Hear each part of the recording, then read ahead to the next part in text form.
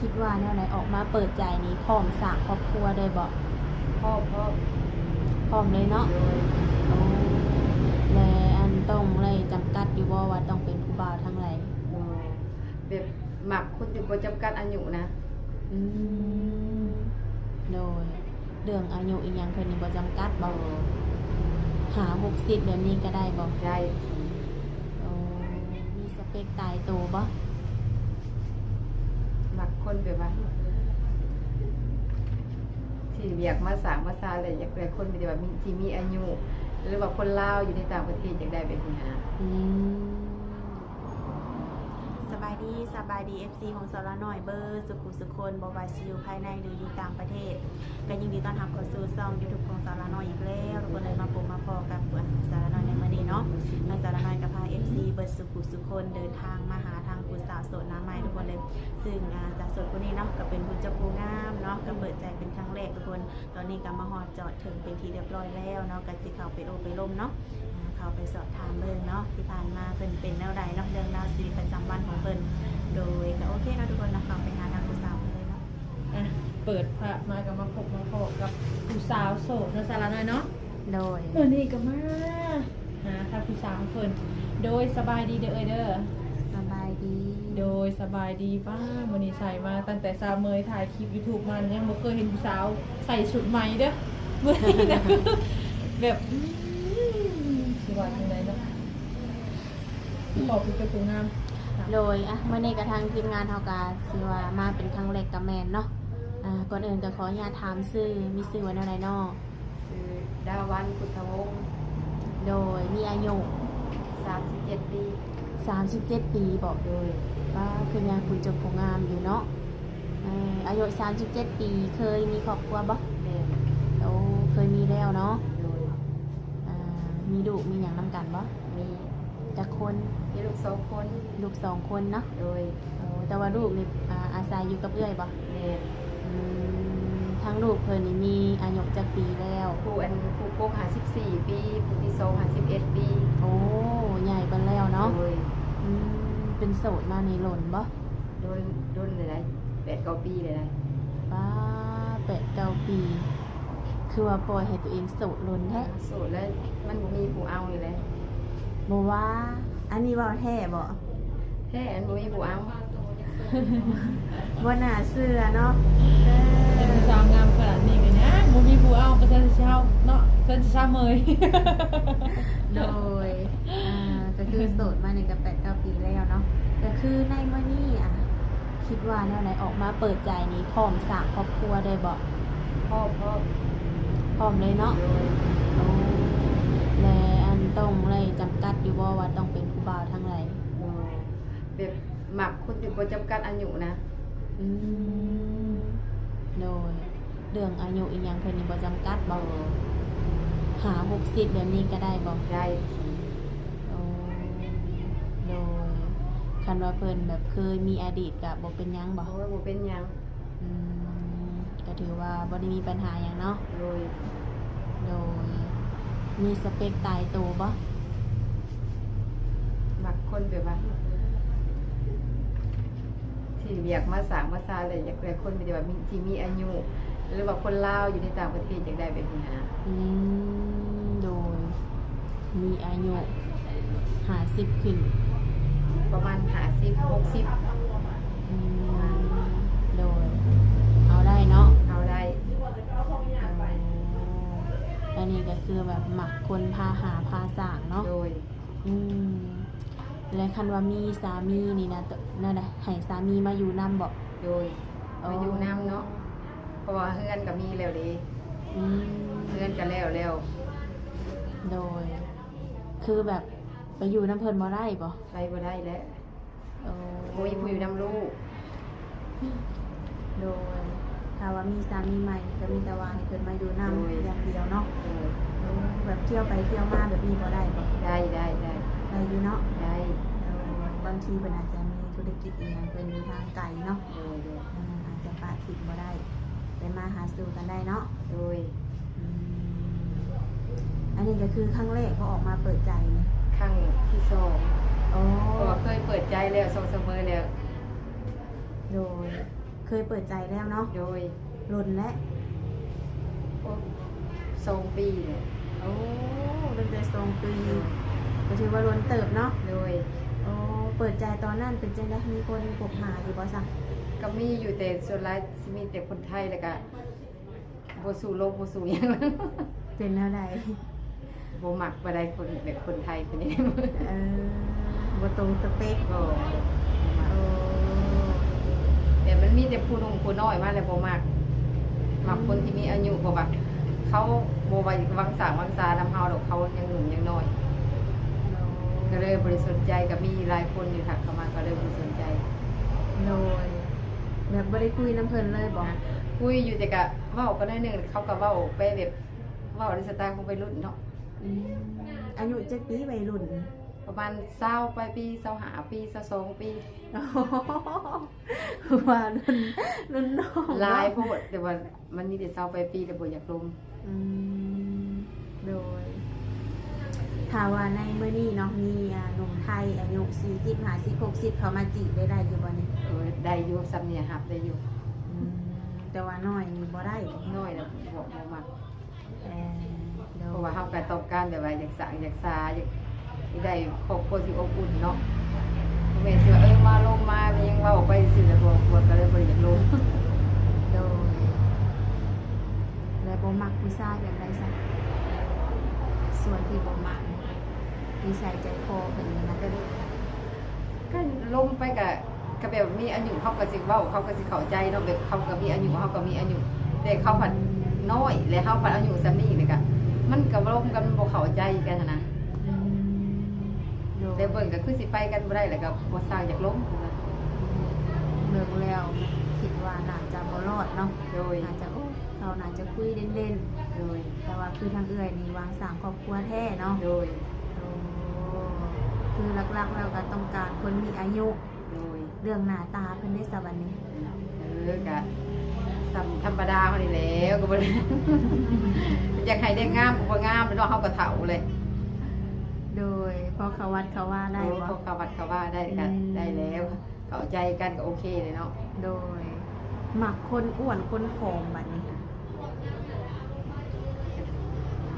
ก็สิลงสิเลือกบ่ได้ติเนาะคันบ่เห็นก็สิลงกันไปเนาะมันก็สิเลือกบ่ได้แน่เดี๋ยวนี้ โดยแล้วแต่เนาะ แล้วแต่เนาะ เออ แล้วแต่วาสนาพาไปซะ โดยหมักอยู่บ่อันผู้บ่าวสูบยากินเหล้ากินเบียร์นี่นะ ก็กินได้ดอกก็แต่ว่ากินเป็นแบบว่า เป็นงานอันสังคมบ่ก็ธรรมดามันก็เป็นสังคมของคนเฮาเนาะสิว่าให้มักกินคู่มื้อเว้นก็กินยอมคือกันเด้อเอาบ่ได้ โดยยอมเนาะตัวนี้เนาะอืม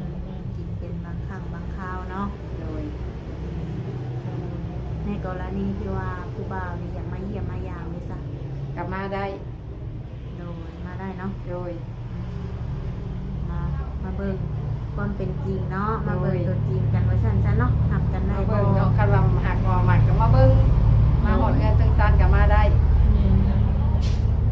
โดยคือบ่มีหยังปิดบังเพิ่นอยู่แล้วเนาะ บ่เพราะว่าเงินเฮาก็อยู่3แม่ลูกอยู่แล้ว อื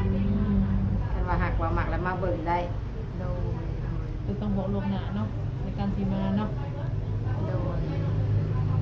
ในการที่ว่าโอ้ร่วมกันเนี่ยต้องใช้เวลาล้นบ่ ที่ว่าดีแลก็ลงกันไปเบิ่งลงกันไปเบิ่งเนาะไปได้ก็ไปได้โอเคก็เอาแล้วบ่ได้ยากได้เขาอยากได้ผัวอยู่เนาะ ไป คน ได้ อยากได้ โอเค ผัว เอา อยู่ เลยเนาะทุกคน คือถึงใจ อยู่ก็ยังอยู่โดนไปกระเฒ่าแล้วเฒ่าได้นี่สิ อืม 37แต่กระเฒ่าแล้วได้นี่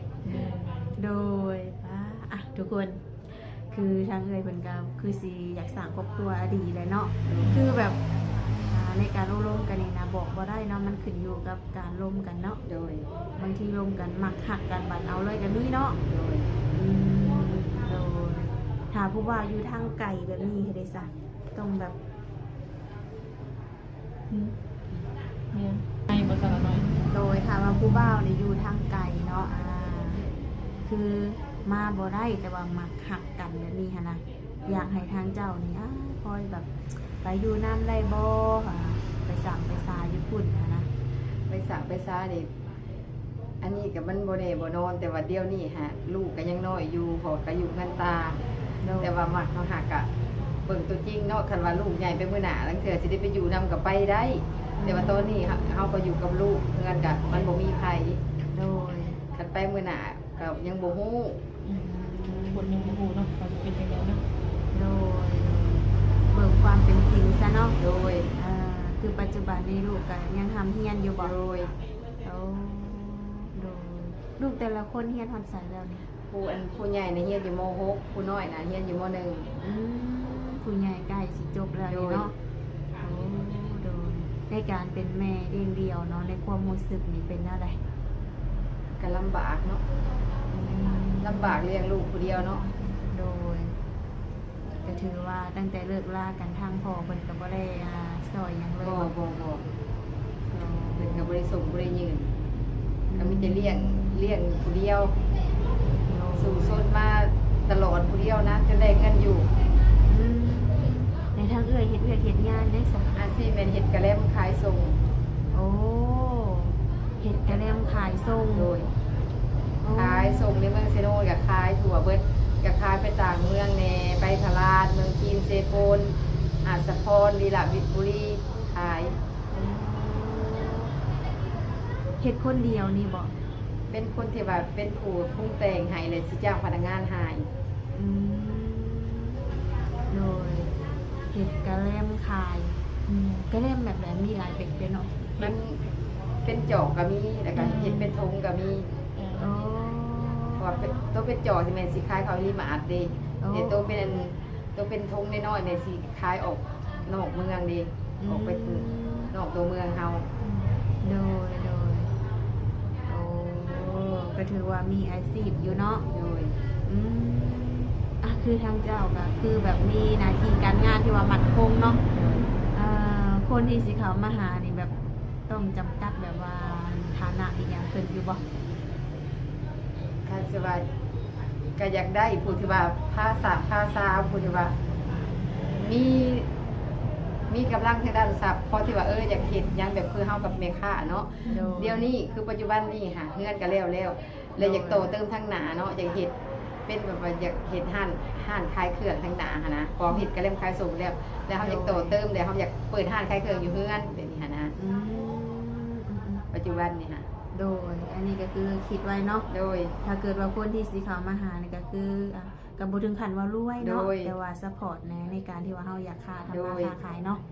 อืมโดย เพราะว่าเฮากับเป็นแม่ค้าแล้วก็อาชีพหลักเพราะว่าเฮาก็ต้องพึ่งตัวนี้ที่ว่า เป็นบนที่ว่าหาเงินหาคำเลี้ยงลูกนะเพราะว่าอาชีพหลักของเฮาอะนะ อืมได้ดีอยู่บ่ขาย ก็ ได้ดี ได้อยู่พอได้เลี้ยงลูกพอได้เลี้ยงลูก โดยอันนี้ก็คืออาชีพหลักเลยแม่น โด บ่ ย แล้วคือมื้อนี้แต่งตัวงามสิไปทางไรสะปาน มาได้ นี้ ใส่บาตรมื้อนี้มันสิ้นเด้สิ้นเพลงเด้ มื้อนี้ มา มัน เที่ยวงานบุญบ่ ไปแล้วมาแล้วไปใส่บาตรเลย โดยอันนี้ก็คือหางกันขึ้นมาแต่ใส่บาทเนาะโดคือพอดีว่ามาเจอกับทางเฮาเนาะสมัยเนาะพอดีว่าเป็นโสดอยู่ก็เลยว่ามาเปิดใจมานั่งโอ้ร่มกันลองเบิ่งเนาะ โดย หลังจากโอ้ร่มกันแล้วสิไปทางไหนต่ออยู่บ่จัน สิเมื่อได้ลูกสิมาแต่โรงเรียนได้ลูกสิกินข้าวก็ต้องเบิดส่งกินลูกก่อน จังหวะเพิ่นก็เลิกเลยเนาะ 11 โมงเลยเนาะ โดย โดยแล้วคือทางเอื้อยก็มีพี่มีน้องอยู่บ่ซะ มีไอ้น้องนั่นไอ้น้องเป็นหาคน อืม และมีเงินมีทรายเบิดทุกคนเลยมีเงินเบิด โดย แต่ข่อยเลยเป็นเอื้อยผู้อันคนมีอ้ายผู้หนึงและข่อยเป็นผู้ที่โซเลยมีน้อง3คน เป็นป้าหมู่ โดยยังงามมาเสมอเนาะ37ยังงามอยู่เลยทุกคนเลยแล้วมีทางติดต่อให้ทางผู้บ่าวบ่ซะนี่นะ มีเนาะมีเฟซมีไลน์มีบอลแอป โดยสะดวกแจกแบบใดแบบในคลิปเลยเดี๋ยวว่าหลังไมค์นี่นะ แจกไปในคลิปเลยก็ได้บ่เป็นหยัง เนาะ เอาเฮาโสดแท้เนาะเฮาบ่ได้ตัวอภัย โดย เฮาบ่ได้เฮาจริงใจแท้เนาะก็มีผู้มักผู้หากระทักเข้ามาได้ลบกันเบิ่ง โดยใช้ทางติดต่อมาโซเบิ่งดู เฟซเจ้าโอเคเอาเฟซก็ได้ คือโสด100%เนาะบ่ได้ผิดหวังหยังเนาะ สนใจมาเบิ่งกันเบิ่งซานก็ได้ โอ้คุณแด สนใจได้ มาหากันเล่นซอยเนาะไอ้เนาะนี่สบายเนาะสัญญาณบ่ดีเลยอยู่เดี๋ยวนี้โอ้ยสิหาผู้ว่าก็ยากสัญญาณนี่เนาะจะบ่เป็นใจหายเลย เป็นเนาะใส่เอาเป็นซีกเอาเป็นเสื้อ เข้าไป มันมินตาพุทธวงศ์ตัวลาว พูดเข้าไปอีก เนาะยันเพิ่นอยากเห็นในหูโปรไฟล์เป็นแบบใดภาษาลาวบอก โดย คือสิหายากเกินเนาะสมมุติเนาะ มีคุณพี่กดเข้าแบบนี้คุณพี่ สัญญาณ ได้บ่ ได้ด้วยกันยังบ้าง โอเคนั่นแหละ จะหาเบิ่งใกล้ๆก่อนคือ ข่อยจะอย่ามาใกล้เด้อสับข่อยมันก้มเสียมันสิชัน ลายแบบนี้นะ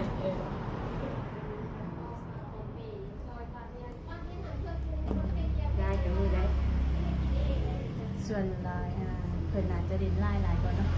คือทั้งเฟซเนี่ยก็เป็นภาษาลาวในเนาะมากเพิ่นอาจจะค้นหาแบบบ่เจอเอาเป็น QR ด้วยลายด้วย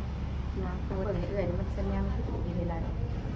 สัญญาณแต่ละหน่อย อยู่ในสัญญาณบ่ค่อยมีเนาะ ผมข่อยคือเต็มบ่บ่มีบ่ ให้ดู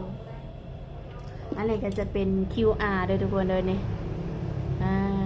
ใครที่ว่าสนมุกสนใจอยากลมน้ำเอื้อยเพิ่นทักไลน์เข้ามาเลยทุกคนเลยเสมอเบิ่งบ่ โอเคได้โอเคได้อยู่เนาะ จ้า โดยกดออกในได้เด้อ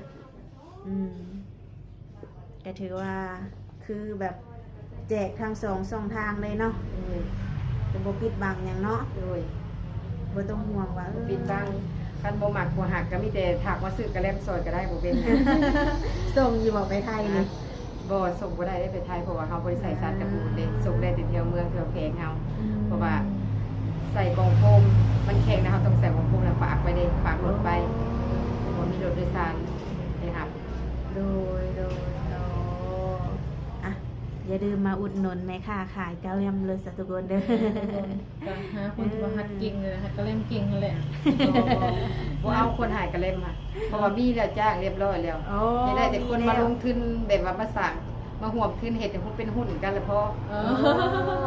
ผู้หายค่ะจ้างเรียบร้อยแล้ว มีเรียบร้อยแล้วเนาะ โดย จ้างเขาเจ้าเป็นวันบ่เป็นจังได๋เฮ็ดจังได๋ เฮ็ดรายได้รายทางหนึ่ง50,000 โอ้